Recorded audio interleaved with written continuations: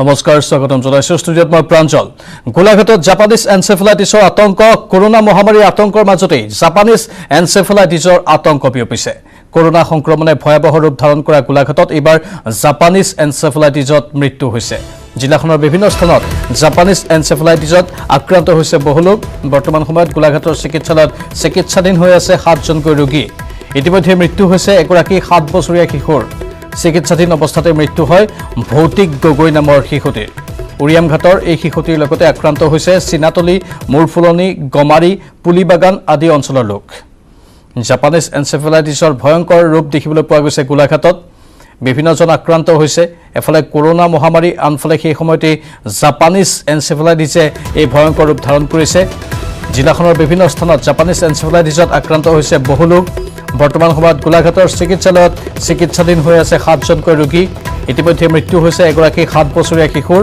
চিকিৎসাধীন অৱস্থাত মৃত্যু হয় ভৌতিক গগৈ নামৰ শিশুটিৰ উৰিয়ামঘাটৰ এই শিশুটিৰ লগতে আক্ৰান্ত হৈছে চিনাতলি মূৰফুলনি গমাৰী পুলিবাগান আদি অঞ্চলৰ লোক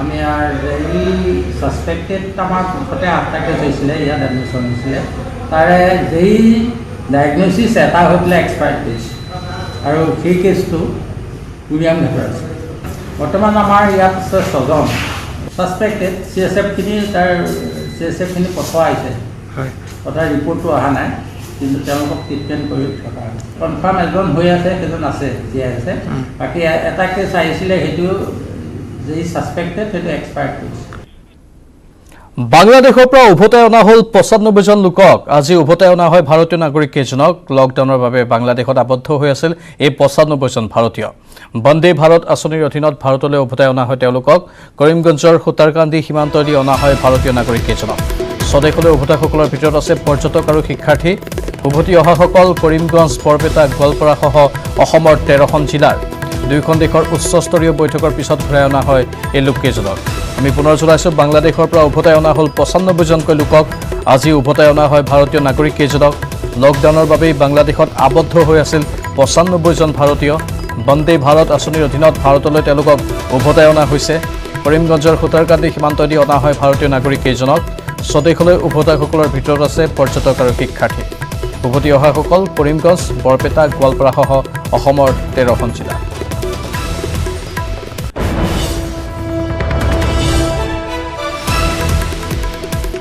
এক ডাঙৰ খবৰ কৰিমগঞ্জৰ নীলাম বজাৰত ভয়ংকৰ ঘটনা টাটা মেজিক আৰু মালবাহী ৰেলৰ সংঘৰ্ষ কথম্পি ৰক্ষা পৰিলে মেজিক চালকৰ ৰেল লাইনৰ ওপৰেৰে প্ৰায় 200 মিটাৰ দূৰত্ব চুচৰাই নিয়ে মেজিকখন কৰিমগঞ্জৰ ঘোৰামৰা তালতলা পথেৰে নীলাম বজাৰলৈ গৈ আছিল টাটা মেজিকখন ৰেলপথ অতিক্ৰম কৰিবলৈ লওঁতে তীব্ৰ বেগেৰে আহে ৰেলখন ৰেলপথৰ মাজতে যান্ত্ৰিক বিজুতি ঘটি ইঞ্জিন বিকল হৈ ৰৈ গৈছিল মেজিকখন মেজিকৰ চালকে গাড়ীৰ পৰা নামি বিকল হোৱাৰ কাৰণ বিচাৰি থাকোতেই সংঘটিত হয় এই ভয়ানক ঘটনাটো আমি দৃশ্য দেখুৱাইছো আপোনালোকক নিজৰ বুদ্ধিমত্তাৰ বাবে ৰক্ষা পৰে চালকজন পিছত স্থানীয় ৰাইজৰ সহযোগত মেজিকখন ৰেলপথৰ পৰা আঁতৰাই দিয়াত ৰেলখনে পুনৰ যাত্ৰা কৰে বিপদজনকভাৱে থকা ৰেল ক্ৰছিঙত গেট দিয়াৰ দাবী জনাইছে এতিয়া ৰাইজে কৰিমগঞ্জৰ নীলাম বজাৰৰ এই ভয়ংকৰ ঘটনাৰ সবিশেষ আমি জনাইছো টাটা মেজিক আৰু মালবাহী ৰেলৰ সংঘৰ্ষ কথম্পি ৰক্ষা পৰিছে মেজিক চালকে ৰেল লাইনৰ ওপৰেৰে প্ৰায় 200 মিটাৰ দূৰত্ব চুচৰাই নিয়ে মেজিকখন এই ৰেলখনে কৰিমগঞ্জৰ ঘোৰামৰা তালতলা পথেৰে নীলাম বজাৰলৈ গৈ আছিল টাটা মেজিকখন ৰেলপথ অতিক্ৰম কৰিবলৈ লওঁতে তীব্ৰ বেগেৰে আহে এই ৰেলখন ৰেলপথৰ মাজতে যান্ত্ৰিক বিজুতি ঘটি ইঞ্জিন বিকল হৈ ৰৈ গৈছিল মেজিকখন মেজিকৰ চালকে গাড়ীৰ পৰা নামি বিকল হোৱাৰ কাৰণ বিচাৰি থাকোতেই সংঘটিত হয় এই ভয়ানক ঘটনাটো নিজৰ বুদ্ধিমত্তাৰ বাবে কোনোমতেহে ৰক্ষা পৰে চালকজন পিছত স্থানীয় ৰাইজৰ সহযোগত মেজিকখন ৰেলপথৰ পৰা আঁতৰাই দিয়াত ৰেলখনে পুনৰ যাত্ৰা কৰে বিপদজনকভাৱে থকা ৰেল ক্ৰছিঙত গেট দিয়াৰ দাবী জনাইছে স্থানীয় লোকসকলে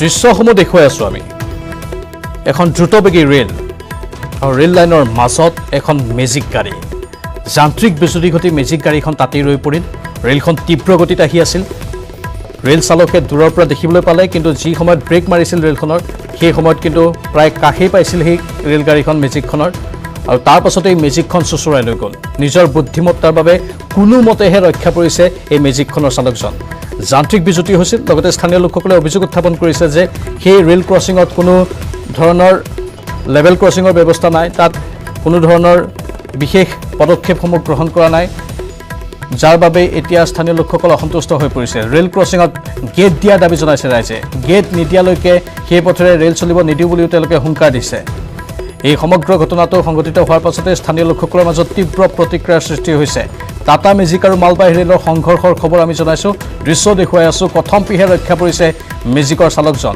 কৰিমগঞ্জৰ নিলাম বজাৰত এই ভয়ংকৰ ঘটনা সংঘটিত হৈছে ৰেল লাইনৰ ওপৰেৰে প্ৰায় 200 মিটাৰ দূৰত্ব চুচুৰাই নিয়ে এই মেজিকখনক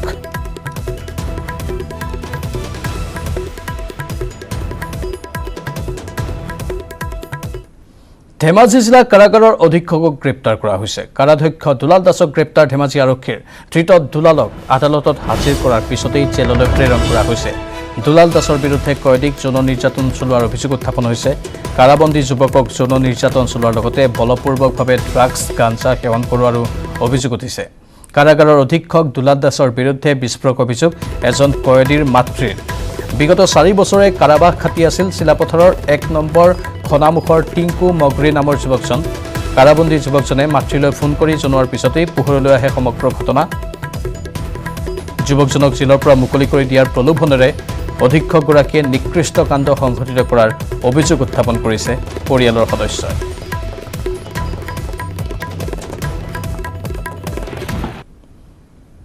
আমি এইটোৱে দাবী কৰিছোঁ যিজনে জেলত এনে অপকৰ্ম কৰিছে আৰু এইটো আমি গম পোৱা মতে এইটো এটাই নহয় তাৰ আগতেও তেওঁ ছবাৰমান তেনেকুৱা কাণ্ড অলৰেডি কৰিছে বেলেগ ব্যক্তিসকলক তেওঁলোকে অতি শীঘ্ৰে কৰায়ত্ব কৰিব লাগিব তাক উচিত শাস্তি এটা কিয়নো এইটো এটা ৰেপ এটা কেছ হয় এইটো ৰেপৰ বাবে এইটো ফাঁচিৰ এটা দাবী হ'ব লাগে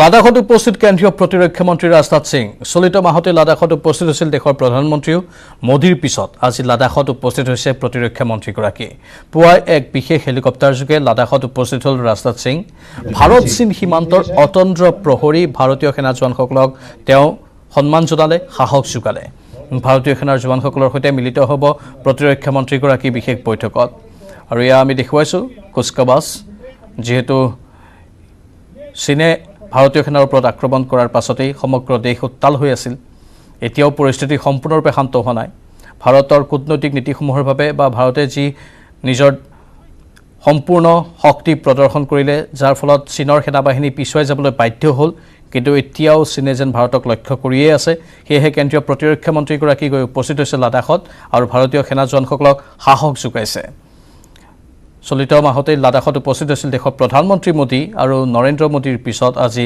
প্ৰতিৰক্ষা মন্ত্ৰীগৰাকী উপস্থিত হয় এয়া পোনপটীয়া সম্প্ৰচাৰ আমি আপোনালোকক দেখুৱাই আছোঁ কেন্দ্ৰীয় প্ৰতিৰক্ষা মন্ত্ৰীগৰাকী লাডাখত উপস্থিত হৈ সেনা জোৱানসকলক সাহস যোগাইছে সাহস যোগোৱাৰ লগতে তেওঁলোকৰ সকলো সা সুবিধাৰ বুজ লৈছে ভাৰত চীন সীমান্তৰ অতন্দ্ৰ প্ৰহৰী এইসকল ভাৰতীয় সেনা জোৱান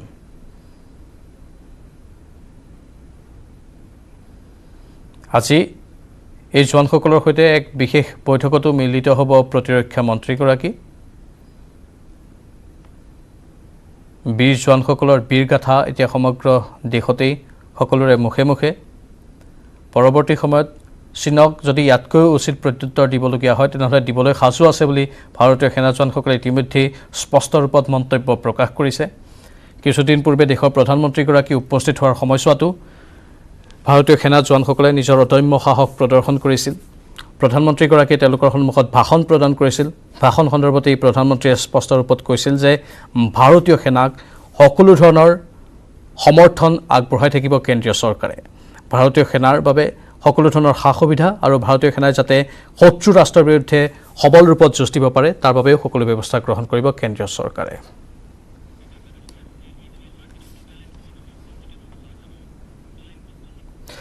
নগাঁৱত উপস্থিত স্বাস্থ্যমন্ত্ৰী হিমন্ত বিশ্ব শৰ্মা নগাঁও ভোগেশ্বৰী ফুকননী অসামৰিক চিকিৎসালয়ত উপস্থিত হৈছে তেওঁ পৰিদৰ্শন কৰিছে আমি পোনপটীয়া সম্প্ৰচাৰত আপোনালোকক লৈ গৈছোঁ নগাঁৱলৈ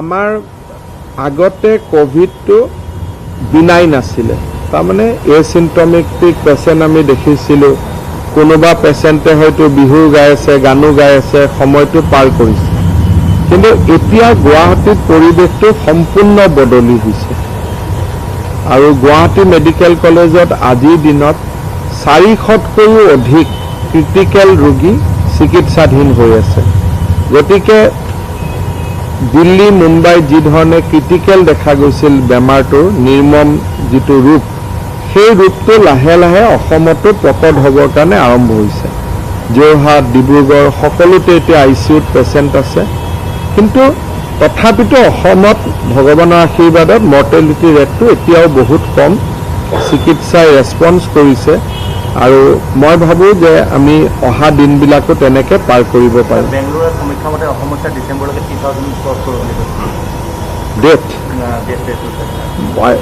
ডেটটো এইটো চব সমীক্ষা মতে নহ'ব এইটো ডক্তৰ আৰু ট্ৰিটমেণ্টৰ ওপৰত আমি যিটো এগ্ৰেছিভ ট্ৰিটমেণ্ট কৰিছোঁ তাৰ পৰা মই নাভাবোঁ যে মৃত্যুৰ হাৰ ইমান বাঢ়িব কিন্তু পেচেণ্টৰ ভাৰত চৰকাৰে কালি আমাক জনাইছে যে আগষ্টৰ 30 তাৰিখৰ ভিতৰত অসমত পেচেণ্টৰ সংখ্যা 65,000 হ'ব আৰু গুৱাহাটীতে অকল 30,000 হ'ব যোৱাকালি মই ইয়াত অহাৰ আগতে চিঠিখন পাইছোঁ আজি আমাৰ গুৱাহাটীত বিষয়াসকলে তাৰ ওপৰত আলোচনা কৰি আছে সেই পত্ৰ মতে তেওঁলোকে নগাঁৱতো তেনেকৈ ধাৰণা দিছে যে 2,400 ৰোগী হ'ব বুলি গুৱাহাটীত বা গোটেই অসমত গুৱাহাটীত 32,000 হ'ব বুলি কৈছে অসমত 65,000 হ'ব বুলি কৈছে কিন্তু মই আহোঁতে চিঠিখন পালোঁ মেডিকেল বিশেষজ্ঞসকলৰ লগত মই কথা পাতিব পৰা নাই যে কিহৰ ভিত্তিত এইটো তেওঁলোকে প্ৰজেকশ্যন কৰিছে ঘূৰি গৈ মই আলোচনা কৰিম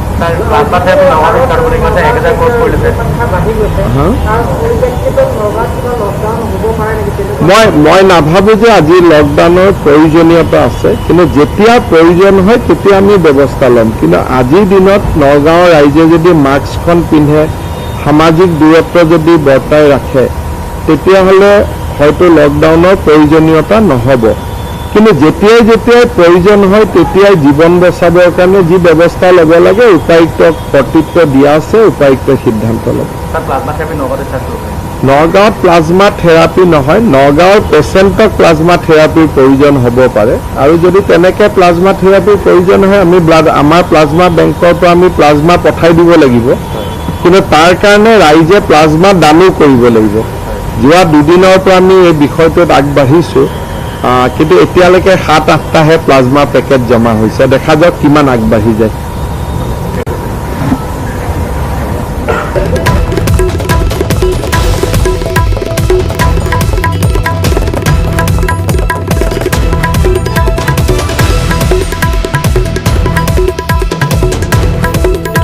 বহুকেইটা প্ৰজেকশ্যনৰ সন্মুখলৈ আহিছে সেই প্ৰজেকশ্যন সন্দৰ্ভত তেওঁ চিকিৎসকসকলৰ সৈতে বিশেষজ্ঞসকলৰ সৈতে নগাঁৱৰ পৰা উভতি আহি কথা পাতিম বুলি উল্লেখ কৰিছে লগতে প্লাজমা থেৰাপিৰ কথা আকৌ এবাৰ হিমন্ত বিশ্ব শৰ্মাৰ মুখত শুনা গৈছে সকলোৱে প্লাজমা দান কৰিব লাগিব তেতিয়াহে প্লাজমা থেৰাপিৰে যিকোনো লোকক বিশেষকৈ কোভিড আক্ৰান্ত লোকক সুস্থ কৰি তোলাত আগভাগ ল'ব পৰা যাব সকলোকে আগবাঢ়ি আহিবলৈ অনুৰোধ জনাইছে স্বাস্থ্যমন্ত্ৰীগৰাকীয়ে প্লাজমা দান কৰিবলৈ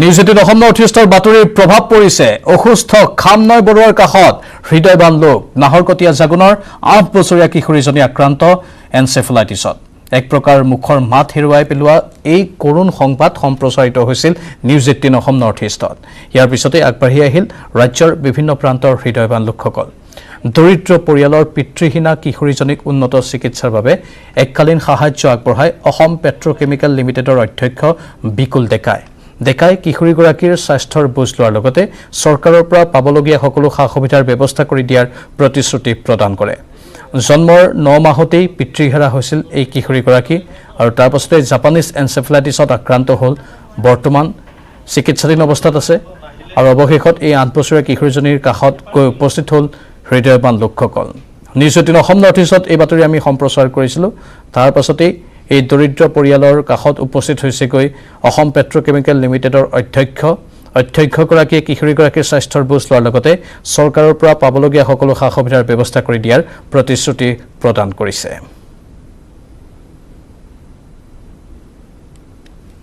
পোনপ্ৰথমতে নিউজ 18ৰ সাংবাদিক হিচাপে আপোনালোকলৈ মই অভিনন্দন আৰু ধন্যবাদ আৰু কৃতজ্ঞতা জ্ঞাপন কৰিছোঁ। আপোনালোকে এই গোটেই বিষয়টো সমাজৰ আগত তুলি ধৰাৰ কাৰণে এই পৰিয়ালটোৰ কাষত থিয় হৈ তেখেতসকলক মই মানে আশ্বস্ত কৰিব বিচাৰিছোঁ যে চৰকাৰী যিবিলাক সা সুবিধা আছে, যিবোৰ আঁচনি আছে, এই আঁচনিৰ জৰিয়তে তেখেতসকলক লগত যোগাযোগ কৰাই এই দুৰ্ভগীয়া পৰিয়ালটো যাতে পৰিত্ৰাণ পাব পাৰে, ছোৱালীজনী যাতে সুস্থ হৈ উঠিব পাৰে, তাৰ কাৰণে আমি প্ৰত্যেকে ব্যৱস্থা ল'ব লাগিব। নাহৰকটীয়াৰ সকলো ৰাইজলৈ মোৰ বিনম্ৰ আহ্বান থাকিল যে এই দুৰ্ভগীয়া পৰিয়ালটো কম পৰিমাণে হ'লেও যি পাৰে তেখেতসকলে সহযোগিতা নিশ্চয় কৰিব। আৰু আমি যদি প্ৰত্যেকেই সহায় কৰোঁ তেনেহ'লে এই পৰিয়ালটো নিশ্চয় বিপদৰ পৰা উদ্ধাৰ পাবলৈ সক্ষম হ'ব। তেখেতসকলে মোক বহুতে সহায় কৰিছে। এতিয়ালৈকে মই ফোন আহি আছে মোৰ ওচৰলৈ। আপোনালোকৰ সাংবাদিকসকলক সকলোলৈ মই ধন্যবাদ থাকিল। কোটি কোটি প্ৰণাম কৰিছোঁ আপোনালোকক। দুপৰৰ শিৰোনামত এইখিনিতে সময় হৈছে চমু বাণিজ্যিক বিৰতিৰ। উভতি আহিছোঁ বাতৰিৰ মাজলৈ। এতিয়া পানী কমিছে কাজিৰঙাত, কিন্তু দুৰ্দশা কমা নাই বন্যপ্ৰাণীৰ। বান বিধ্বস্ত কাজিৰঙা ৰাষ্ট্ৰীয় উদ্যানত ক্ৰমান্বয়ে উন্নত হৈছে পৰিস্থিতি। উদ্ধাৰ হৈছে পানীত ডুবি মৃত্যু হোৱা ইটোৰ পিছত সিটো বন্যপ্ৰাণীৰ মৃতদেহ। অন্যহাতে একাংশ বন্যপ্ৰাণীয়ে আশ্ৰয় লৈছে মানুহৰ বাৰীত। ওখ ঠাই বিচাৰি ৰাজপথত এশিঙীয়া গড়। কান্ধুলিমাৰীত এটা পৰিয়ালৰ বাৰীত পানীৰ মাজত আশ্ৰয় লৈছে এটা গড়ে। বৰ্তমানলৈকে 5টা গড়কে ধৰি বানত মৃত্যু হোৱা বন্যপ্ৰাণীৰ সংখ্যা হ'লগৈ 76টা। পানীত ডুবি মৃত্যু হয় 31টাৰ। যান বাহনৰ খুন্দাত মৃত্যু হৈছে 12টাৰ। বিভিন্ন কাৰণত মৃত্যু হৈছে অন্য 33টা বন্যজন্তুৰ। উদ্ধাৰ হৈছে 122টা বন্যপ্ৰাণী।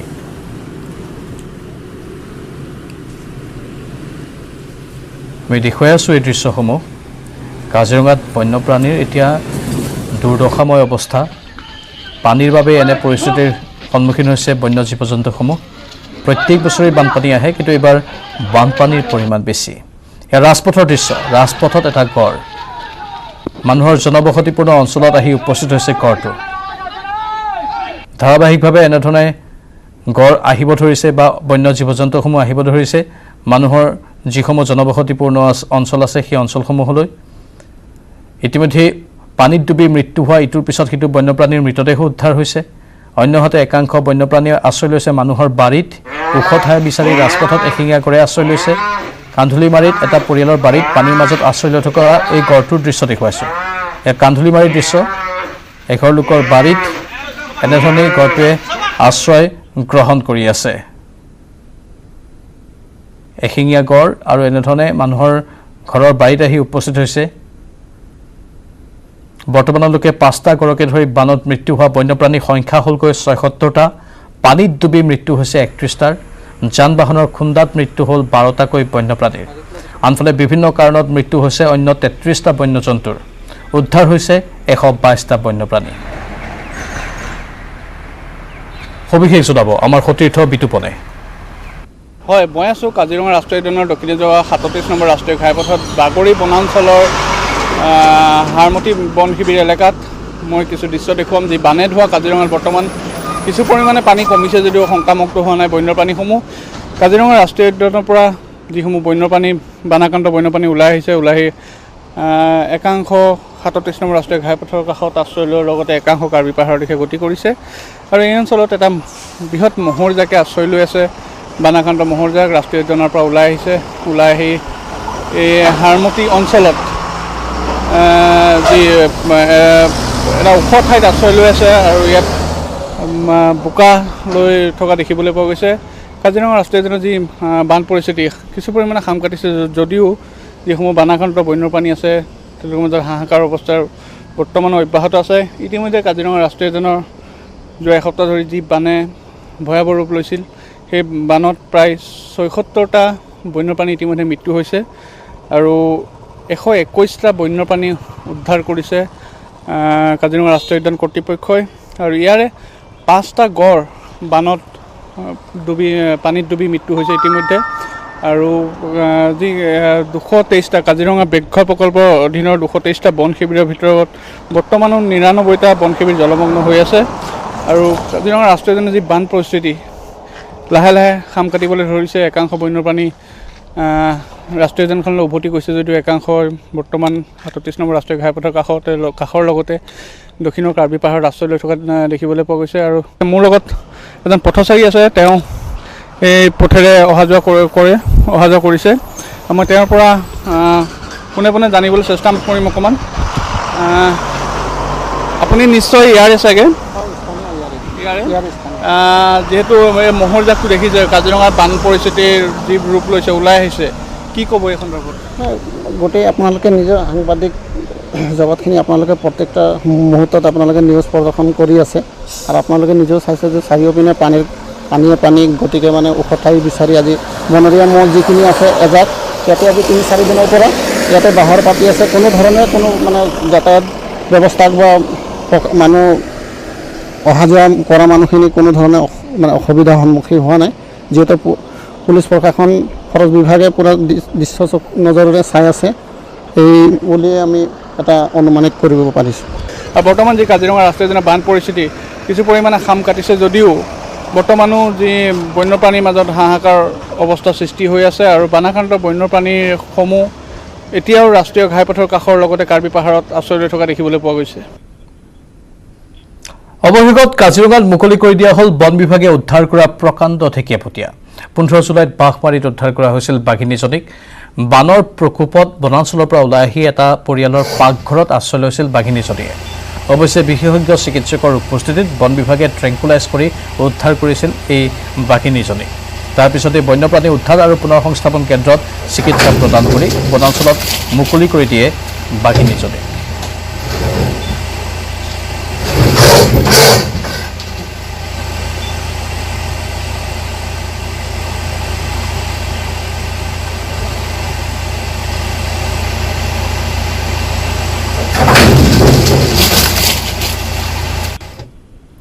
বানত বিধ্বস্ত বাক্সাৰ বাটপথ, ব্যাহত হৈ পৰিছে যাতায়াত ব্যৱস্থা। মুছলপুৰ মহকুমাৰ কেইবাটাও পথ বানপানীয়ে বিধ্বস্ত কৰাত অনুপযোগী হৈ পৰিছে যাতায়াত। জীয়াতু ভুগিছে ৰাইজে। ভাৰত ভূটান সীমান্তৰ জিলাখনৰ মাজেৰে মৰা পাগলাদিয়া, টিহু আদি নদীৰ বাঢ়নী পানী আৰু কৃত্ৰিম বানত বিধ্বস্ত হৈ পৰে পথ, দলং আৰু পুলসমূহ। নবস্তিৰ পৰা সোৱণখাটালৈ যোৱা অতি ব্যস্ত গড়কাপ্তানী পথটোৰ এখন পকী দলঙৰ এটা অংশ খহাই নিয়ে বানে। ঠিক তেনেদৰে সোৱণখাটা নিকাচি গড়কাপ্তানী পথ, পলাশীৰ পৰা পাখামাৰা পথৰ উপৰিও অতি ব্যস্ত গোৱালবিল আঠিয়াবাৰী গড়কাপ্তানী পথটো বিধ্বস্ত হৈ পৰে।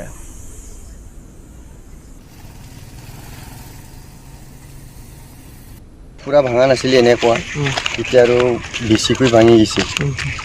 এতিয়া প্ৰশাসনে আমাৰ ইচ্ছা কৰিলেতো কৰি দিব পাৰে, একদিনৰো কাম নহয়, এইটো মাটি পেলাই দিলে হৈ যাব। তো 4 চকীয়াটো যাবই নোৱাৰে, চাইকেল বাইক এইখিনিয়ে যায়। এই পথেদি ক'ৰ পৰা ক'লৈকে যাব পাৰি? এইটো পথ আমাৰ এইটো মৈথাবাৰী চবৰ পৰা আগতে পাব জপা আৰু ডিৰিং, নিকাচি, সেইফালে গৈ পায়। মুছলপুৰো যাব পাৰে। এতিয়া ধৰক আমাৰ মুছলপুৰ যাব লাগিলেতো বহুত কষ্ট, দিগদাৰী ৰাস্তা। ইয়াৰ পৰা 4 চকীয়া পাৰ নহয়? 4 চকীয়া পাৰ নহয় ইয়াতে। এতিয়া কেনেকৈ পাৰ হৈছে ৰাইজে? এতিয়া ৰাইজে আমি এনে ইয়াতে 2-1 মান বাঁহ তুলি পেলাই ৰাইজে সুবিধা পায় বুলি আমি অলপ চলপ খেতিত যাব পাৰিম বুলি এই বাঁহৰ দলংটো বনাই দিছে। ডিগবৈ ৰাজপথত নিশা দপদপকৈ জ্বলিল এখন 4-চকীয়া বাহন। ডিগবৈ শোধনাগাৰৰ মুখ্য প্ৰশাসনিক কাৰ্যালয়ৰ সন্মুখত ৰখাই থোৱা অৱস্থাত জ্বলি উঠে বাহনখন। জুইৰ লেলিহান শিখাই নিমিষতে ভস্মীভূত কৰে সুবীৰ সূত্ৰধৰ নামৰ লোকজনৰ 4-চকীয়া বাহনখন। অৱশ্যে সৌভাগ্যক্ৰমে হতাহত হোৱা নাই কোনো লোক। বৈদ্যুতিক শ্বৰ্ট চাৰ্কিটৰ ফলতে বাহনখনত জুইৰ সূত্ৰপাত হোৱাৰ সন্দেহ কৰিছে স্থানীয় ৰাইজে। অৱশ্যে পৰৱৰ্তী সময়ত অগ্নি নিৰ্বাপক বাহিনীয়ে ঘটনাস্থলীত উপস্থিত হৈ নিৰ্বাপন কৰে জুই।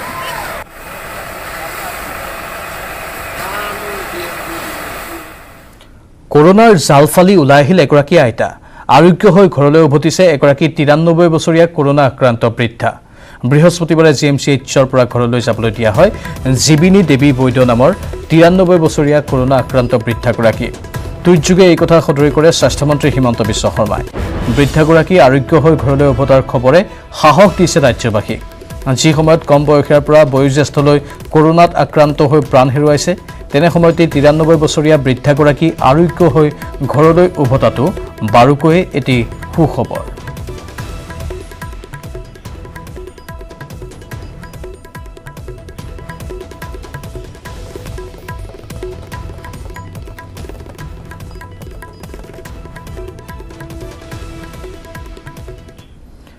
বিটিচিৰ নিৰ্বাচনত জয়ী হোৱাৰ প্ৰাৰ্থনাৰে দুজনা গুৰুৰ আশীৰ্বাদ বিচাৰি আজি বৰপেটা সত্ৰ দৰ্শন কৰিলে UPPLৰ সভাপতি প্ৰমোদ বড়ুৱে। এপছৰ সভাপতি দীপেন বড়োৰ সৈতে বৰপেটা সত্ৰত উপস্থিত হৈ প্ৰমোদ বড়ুৱে কৰোনা মহামাৰীৰ পৰা মুক্তি আৰু সকলো বিশ্ববাসীৰ শান্তি আৰু মংগলৰ বাবেও গুৰু দুজনাৰ ওচৰত প্ৰাৰ্থনা জনায়। ইপিনে এপছৰ সভাপতি দীপেন বড়ুৱেও বৰপেটা সত্ৰ দৰ্শন কৰি ধন্য হোৱা বুলি মন্তব্য কৰি বিটিচিৰ বড়ো ৰাইজৰ সৈতে সকলো অসমবাসীৰ মংগল কামনা কৰে। বৰপেটা সত্ৰ দৰ্শন কৰি সাংবাদিকৰ আগত প্ৰমোদ বড়ুৱে ক'লে BPFৰ দীঘলীয়া শাসনৰ পৰা বিটিচিৰ জনসাধাৰণে পৰিৱৰ্তন বিচাৰিছে। বিটিচিত আইনৰ শাসন চলি থকা নাছিল আৰু বিটিচিত অবাধ দুৰ্নীতি হৈছে বুলি মন্তব্য কৰি UPPLৰ সভাপতিগৰাকীয়ে BPF চৰকাৰৰ কাম কাজ বিটিচিৰ ৰাইজে ভাল পোৱা নাই বুলিও উল্লেখ কৰে।